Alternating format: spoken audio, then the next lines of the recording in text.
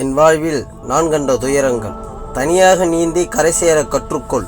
இறுதி வரை யாரும் நம்மோடு வரப்போவதில்லை. பசியும் பட்டினியுமாக வாழ்ந்து கொண்டிருந்த சண்முகத்துக்கு அண்ணனிடத்திலிருந்து உணவுகள் வராத போதும் ஆடு மாடுகள் வைத்திருக்கும் உரிமையாளர்கள் அவ்வப்போது சண்முகத்துக்கு உணவுகள் கொடுப்பதுண்டு.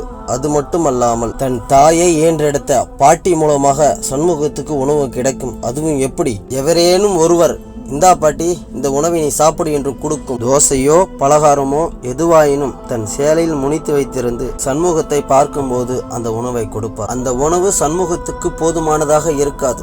என்ன செய்வது? என்னை ஈன்றெடுத்தவள் என்னை அனாதையாக விட்டு சென்று விட்டாள். என் உடன் பிறந்தவன் ஒருவேளை உணவு அளிப்பதற்கு மேலும் கீழும் பார்க்கின்றான். இன்றைய பொழுது இந்த உணவு கிடைத்ததுக்கு இறைவனுக்கு நன்றி என்று மனதில் நினைத்து கொண்டு அந்த உணவை உண்ணுவார்.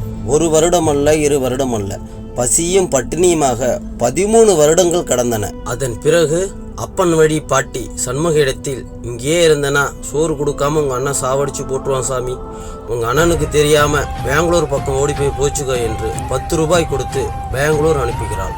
நீ தனியாக வாழ்ந்த போதும் உன்னை நெருங்குவதற்கு அனைவரும் அஞ்ச வேண்டும். தொடரும்.